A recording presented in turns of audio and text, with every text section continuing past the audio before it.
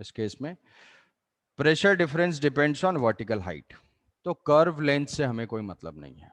तो मुझे क्या करना है कि लेवल का डिफरेंस देखने के लिए तो मैं क्या करूंगा कि ए पॉइंट यहाँ पे बॉटम मोस्ट पॉइंट कोई कंसिडर कर लिया, ए पॉइंट है, और ए पॉइंट का प्रेशर मैं इक्वेट कर दूंगा from this liquid rho one की साइड से और इस दूसरे साइड से।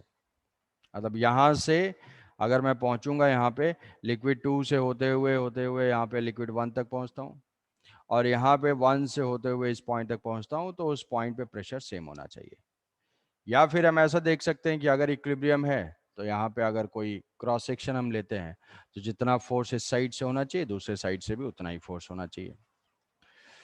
प्रेशर इक्वेट करना है, तो प्रेशर इक्वेट करने के लिए हमें वर्टिकल हाइट चाहिए। तो वर्टिकल हाइट के लिए मैं हॉरिजॉन्टल लाइंस ड्रॉ कर लूंगा। एक ये हो गया इस पॉइंट पे, एक इस इंटरफेस पे, और एक इसका इंटरफेस है, एक ये इंटरफेस है। ये हाइट मैं मान लेता हूं कि ये हाइट है h1। ये इस सरफेस से यहाँ की हाइट है वो है h2, और यहाँ के हाइट का डिफरेंस है h3। What is h1? h1 के लिए थोड़ा सा ज्योमेट्री यूज करना पड़ेगा। ये तो ये हाइट कितनी हो जाएगी r cos थीटा, और ये हो जाएगी r sin थीटा, ये होगी r sin theta. So what is h1?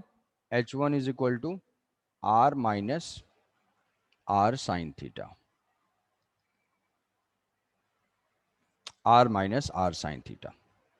What is h2? h2 is equal to ये हाइट यहां से ये टोटल हो जाएगी, यहां से यहां तक हो जाएगी ये r cos थीटा, है ना। r cos theta. तो ये जो गैप होगा वो r minus r cos theta, r minus r cos theta. What is h3? h3 होगा ये हाइट ऐड करेंगे यहाँ सेंटर तक, तो हमें ये हाइट नोन है, ये कितना है, ये है r r cos theta r sin theta. So r sin theta plus r cos theta, r ये हाइट जो है वो हो जाएगी, ये है r cos थीटा, और ये हो जाएगी r sin theta. So r sin theta plus r cos theta. इसमें किसी कोई कंफ्यूजन? r sin थीटा, ये हाइट लिखना है, ये पॉइंट यही है कि वर्टिकल हाइट के ऊपर डिपेंडेंट है, वर्टिकल हाइट के ऊपर डिपेंडेंट है। ठीक है, प्रेशर लिख देते हैं, pressure at A from both side. तो अगर एक हम प्रेशर लिखते हैं यहाँ से तो इक्वेशन क्या मिल जाएगा, पी नॉट, लिक्विड 1 की साइड से आओ, इस साइड से आओ यहाँ पे, तो ये हो जाएगा P naught plus rho 1 h1g, ए पॉइंट पे पहुंच गए। फिर ये दूसरी साइड से आते हैं थ्रू लिक्विड 2, ये हो जाएगा P naught plus h3 rho 2 into g, P naught plus h rho g. फिर इस पॉइंट से फर्दर और डाउन गए तो वो हो जाएगा plus h2 rho 1 into g, h2 rho 1 into g. P naught तो जीरो ही है, अगर कुछ नॉन जीरो होगा तो भी ये कैंसिल आउट हो जाएगा, जी जी भी कैंसिल आउट होगा। इक्वेशन हमारा हो जाएगा rho 1 h1 is equal to rho 2 h3 plus rho 1 h2। इसको पुट कर देना है,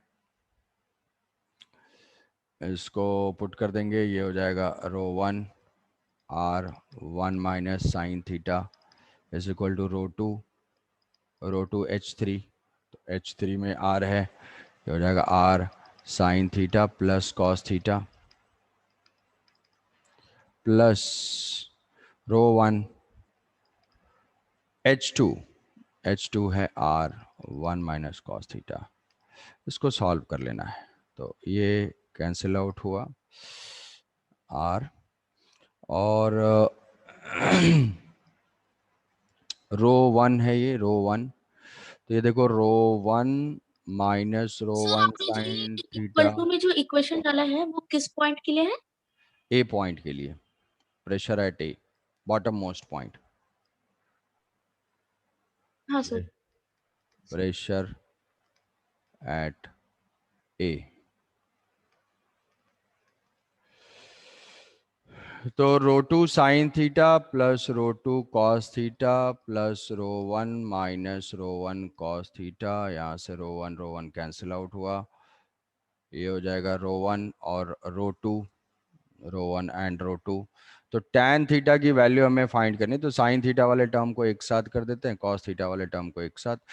तो ये हो जाएगा rho one minus rho two cos theta is equal to rho one plus rho two. Sine theta वाले टर्म को एक साथ कर दो ये, तो rho one plus rho two sine theta, और यहाँ से हो जाएगा rho one cos theta minus rho two cos theta.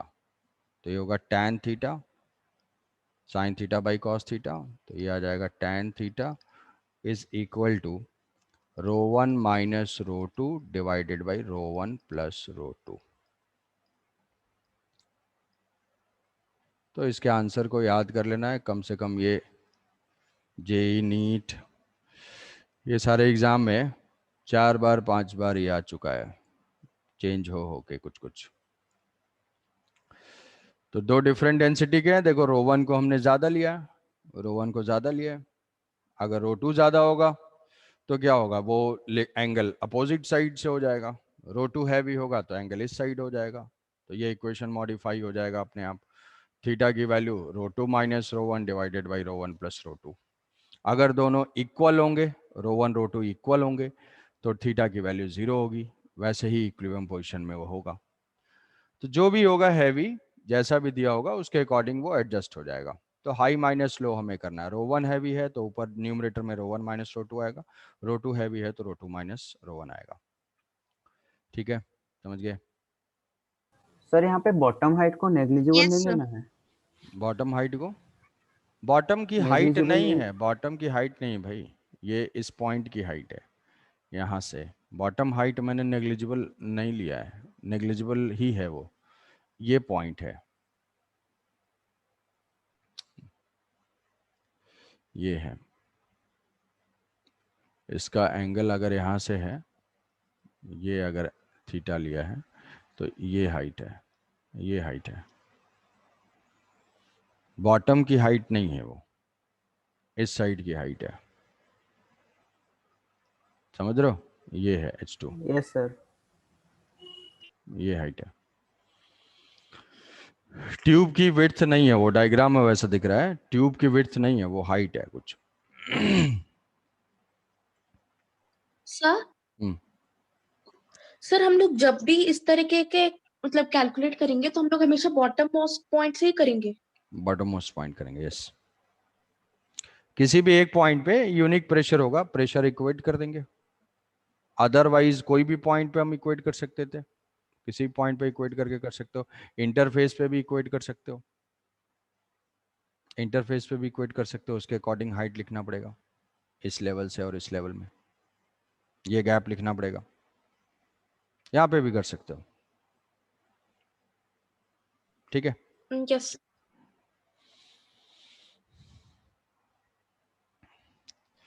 तो एक्सेलेटेड लिक्विड के लिए अगर दोनों कंडीशंस को, जो वर्टिकल और हॉरिजॉन्टल एक्सेलेशन था, दोनों कंडीशन को अगर हम एक साथ कंबाइन कर दें कि सपोज ये कंटेनर है and container is moving with acceleration ए,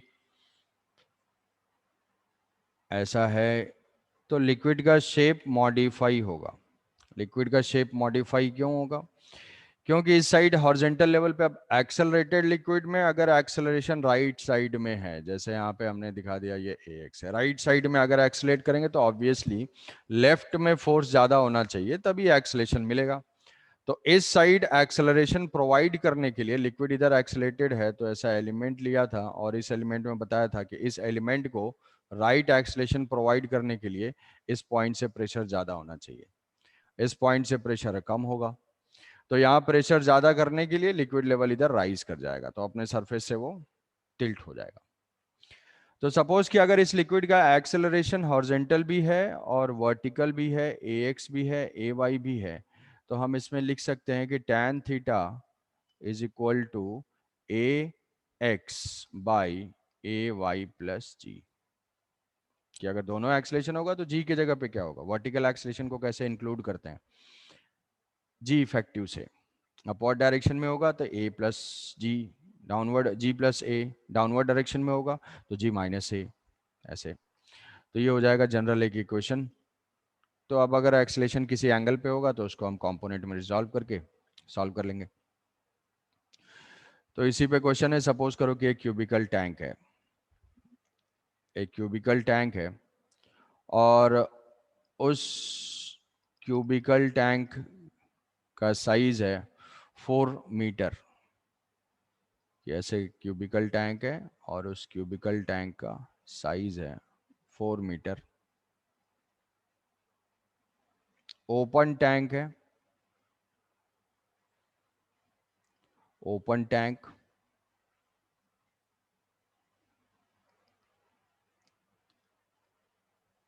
इसमें लिक्विड फील्ड है up to height 3 metre, liquid is filled up to 3 metre. ये 3 मीटर का लिक्विड फील्ड है, 3 मीटर, और इसकी हाइट है 4 मीटर, 4 मीटर। ये है open cubical tank, open to atmosphere है, और ये फ्रिक्शनलेस ग्राउंड पे हॉरिजॉन्टल ऐसे सरफेस है, उस सरफेस पे ऐसे प्लेस्ड है। Now this container is accelerated, this container is accelerated horizontally, horizontal में हमने इसको एक्सेलरेट करा दिया ए। तो जब हॉरिजॉन्टल में हम एक्सेलरेट करेंगे तो लिक्विड का सरफेस टिल्ट होगा, लिक्विड किधर राइज होगा, एक्सेलरेशन के अपोजिट डायरेक्शन में, लिक्विड किधर राइज होगा, एक्सेलरेशन के अपोजिट डायरेक्शन में। तो एक्सेलरेशन के अपोजिट में जब राइज होगा तो राइज होते होते ऐसा होगा, मान लो हम एक्सेलरेशन की वैल्यू को बढ़ाते जाते हैं, एक्सेलरेशन की वैल्यू को इंक्रीज करते जाएंगे तो थीटा इंक्रीज करता जाएगा, इंक्रीज करता जाएगा। तो अगर हम फ्रंट व्यू इसका देखते हैं तो फ्रंट व्यू मुझे ऐसा दिखाई देगा,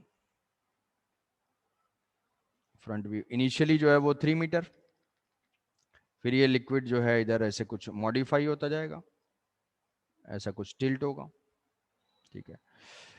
तो मैक्सिमम एक्सेलेरेशन पे हम पहुंच गए जब जस्ट लिक्विड इस एज तक पहुंच गया है, मतलब ए की वैल्यू बढ़ेगी तो tan theta is equal to a by g है, ए की वैल्यू इंक्रीज होगी तो थीटा भी इंक्रीज होगा, ए अगर इंक्रीज करता है तो थीटा भी इंक्रीज करने लगेगा, थीटा इंक्रीज करने करने करने अगर मैक्सिमम तक, बिल्कुल मैक्सिमम एक्सेलेरेशन देंगे तो जस्ट लिक्विड का लेवल इस एज तक पहुंच जाएगा। अब उससे ज्यादा और एक्सेलेरेट कराए तो लिक्विड स्पिल करना स्टार्ट कर देगा, ठीक है, फर्दर और राइज होगा तो कंटेनर का सपोर्ट तो वहीं तक है, तो लिक्विड जो है वो फॉल होना स्टार्ट हो जाएगा, लिक्विड फॉल होना स्टार्ट हो जाएगा। तो हमें इसमें यही फाइंड करना है, find the maximum acceleration, find the maximum acceleration of the container, find maximum acceleration of container without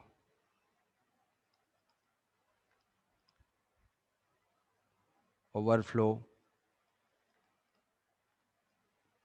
of liquid,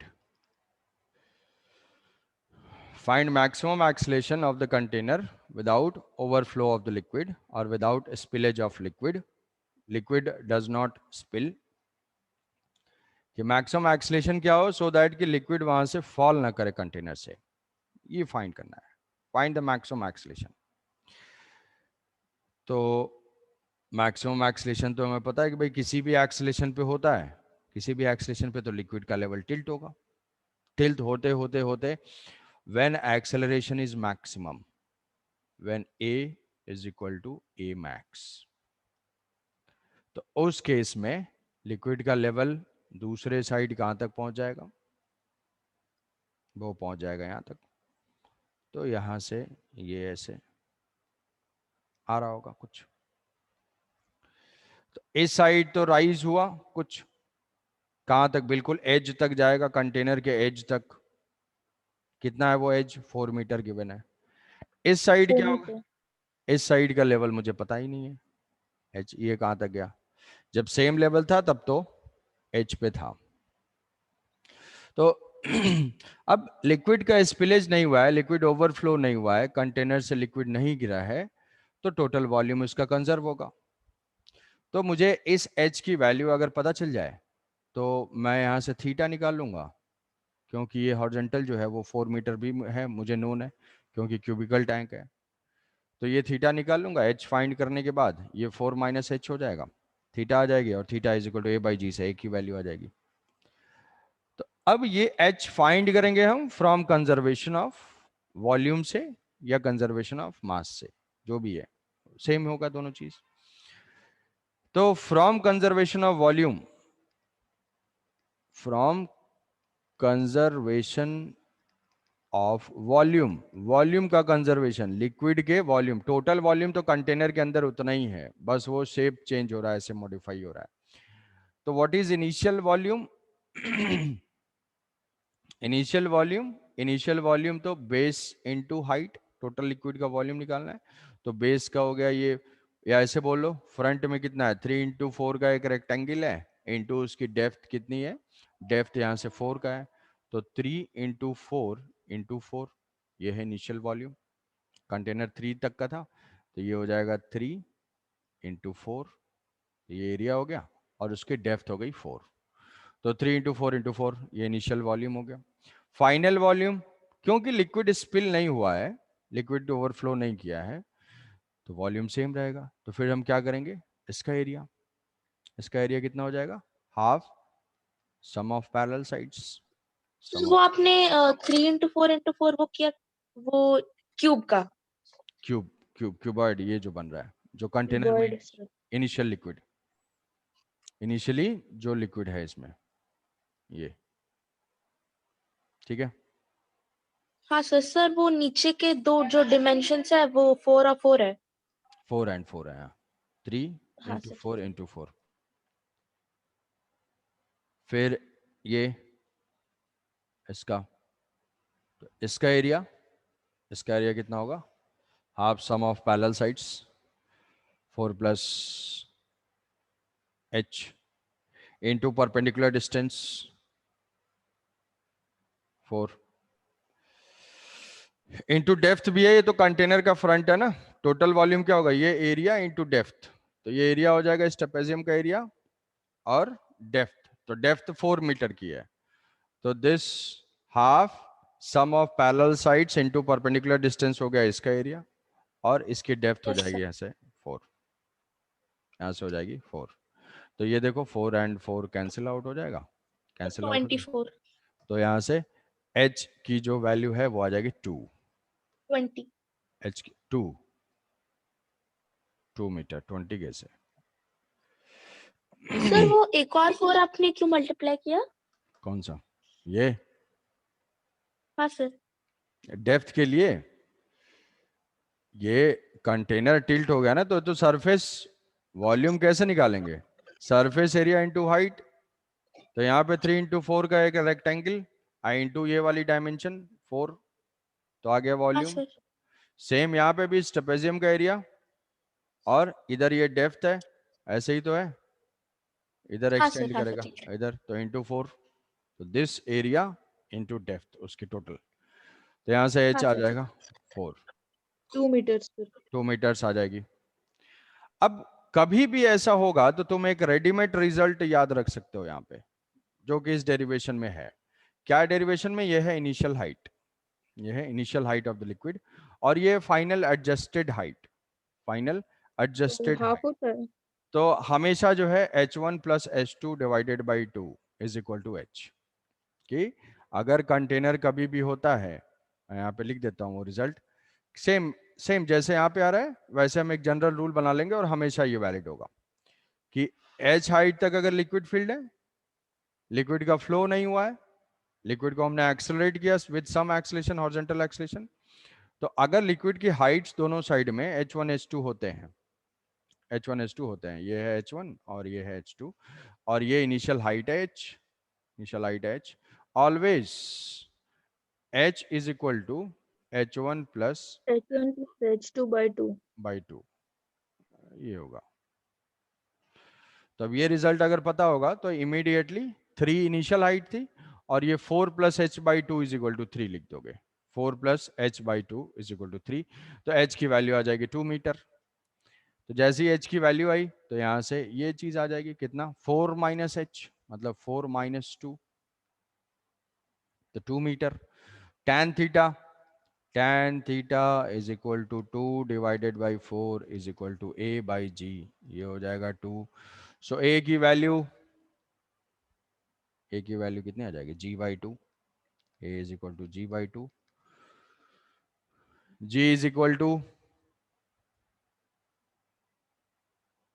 g equal to 10, तो ये हो जाएगा a की वैल्यू 5 मीटर पर second square. So maximum acceleration with which the container can be accelerated without any overflow of liquid is 5 meter per second square. बोलो, समझ पाए ये चीज? A equal to 5 meter per second square.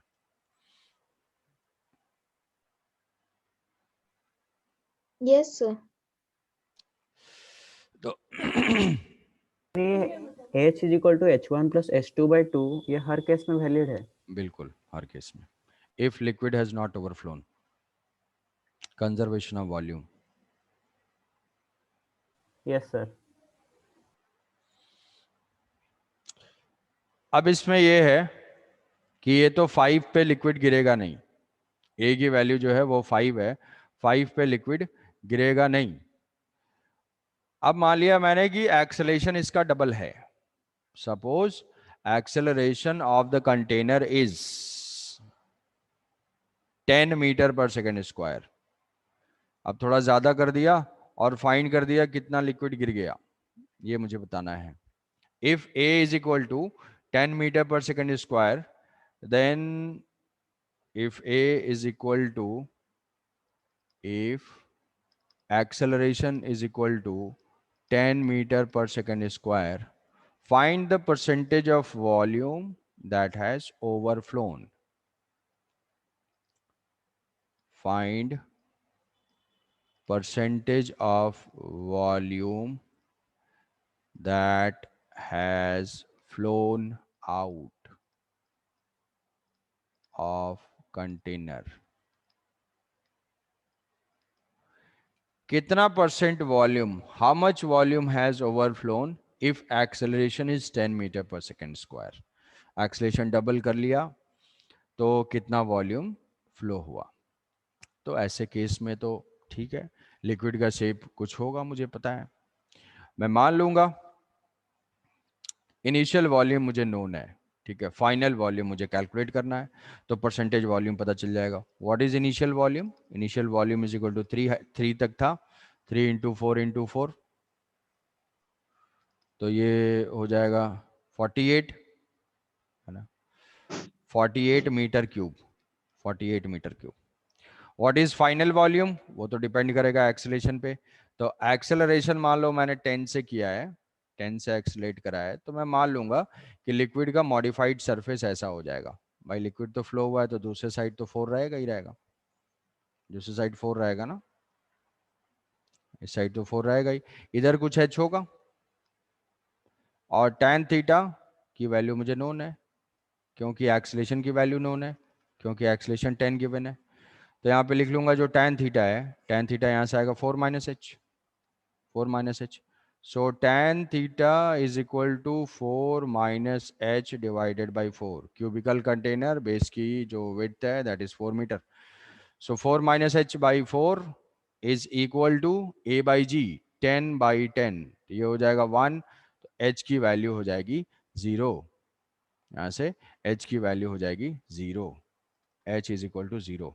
h equal to 0 का मतलब है कि liquid का लेवल बिल्कुल एज तक, कॉर्नर तक आ जाएगा। ये लिक्विड का level Yes, h sir. h0 हुआ, इसका मतलब हुआ कि भाई ये लिक्विड जो है फ्लो होता रहेगा। हमने देखा है कि ये 2 मीटर तक तो नहीं फ्लो हुआ, फिर हम बढ़ाते गए, एक्सेलरेशन बढ़ाते गए, यहाँ से जो है लिक्विड ऐसे गिरता जाएगा, गिरता जाएगा, गिरते गिरते गिरते फाइनली जब 10 एक्सेलरेशन पे ये उसका शेप हो जाएगा ऐसे। Front view, front view. तो ऐसे अगर हम देखें तो ऐसा टाइप का हो जाएगा ये कंटेनर है, तो यहाँ से ये ऐसे तक आ जाएगा, ठीक है। ऐसे लिक्विड यहाँ तक ये टोटल होगा। विजुलाइज कर पा रहे हो तो ठीक है, मन की आंखों से, कि हाफ ये चीज हो जाएगी। तो इतना ही वाटर, केवल इतना ही लिक्विड इस कंटेनर में बच जाएगा अभी, इतना ही। एच की वैल्यू 0 आ गई, तो ये 4 हो गया, ये 4 मीटर, और ये 4 मीटर तो है ही, 4 मीटर तो है ही। तो what is the volume? Final sir volume, 32. हाँ, फाइनल जो वॉल्यूम है that is half base into height, triangle बन जाएगा ये, तो हाफ बेस इंटू हाइट ये हो गया इंटू 4, तो 32 metre cube. Final volume is equal to 32 metre cube. Meter cube. So what is the difference in volume? Difference in volume हो जाएगा 16 ना, 16 मीटर क्यूब। डेल्टा वी जो volume flown out, that is initial minus remaining volume, तो ये हो जाएगा 48 minus 32, ये 16 metre cube. What is percentage of volume that has flown out? तो ओरिजिनल का परसेंटेज जो लेवल 33.33. 33.33, बिल्कुल। So percentage of volume flown out is equal to 16/48, तो ये इंटू 100 हो जाएगा 33.33%। ठीक है, Yes, sir. हाँ। सर तो आपने हाइट इज इक्वल टू 0 जो आपने किया है, मतलब वो वाला, मतलब पूरा एक और बार बता दीजिएगा। एच की वैल्यू कुछ मैंने एज्यूम कर लिया, और इससे लिक्विड का शेप जो मॉडिफाई हुआ, tan theta equal to a/g, तो वहां से a की वैल्यू 10 पुट कर दिया, g की वैल्यू 10 पुट कर दिया, 4 माइनस एच इसको सॉल्व कर लिया, क्या हो जाएगा? 4 minus h is equal to 4, 4 cancel, h 0। हाँ सर, ठीक है। ठीक है, तो चलो, ये तो हो गया परसेंटेज वॉल्यूम फ्लोन। तो एक्सेलेटेड कंडीशन में ऐसे मॉडिफिकेशंस थे, यही सारे क्वेश्चंस रहेंगे। कोई एक्सेलेशन गिवन होगा, शेप बताओ, मैक्सिमम के लिए बताओ, उससे ज़्यादा होगा तो कितना परसेंट वॉल्यूम फ्लोन होगा, बस। नेक्स्ट है buoyant force.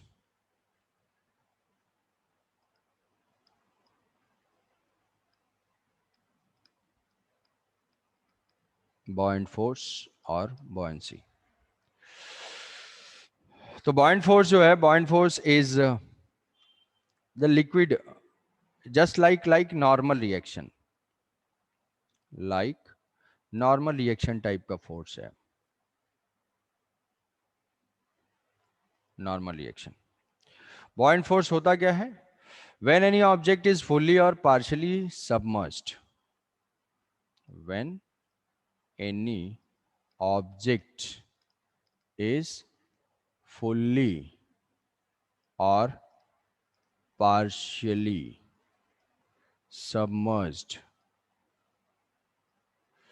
submerged in a liquid, it applies a normal reaction type of force, normal reaction type force। Normal reaction, जैसे कि कोई भी सॉलिड अगर कांटेक्ट में होगा तो वैसे ही, pressure into area. It applies a reaction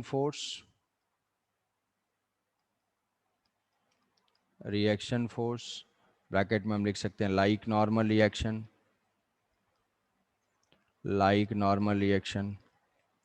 it applies a reaction force like normal reaction. The resultant of this reaction force is called buoyant force. The resultant resultant of this reaction force. Sir ये properties of liquid का एक part है. हाँ, resultant of this reaction force. ये properties of liquid नहीं है. Properties of liquid तो pressure था और ये था. अब हम डिफरेंट, वही प्रेशर की वजह से ये फोर्स है. हाँ सर ठीक है. तो resultant of this reaction is called buoyant force. Is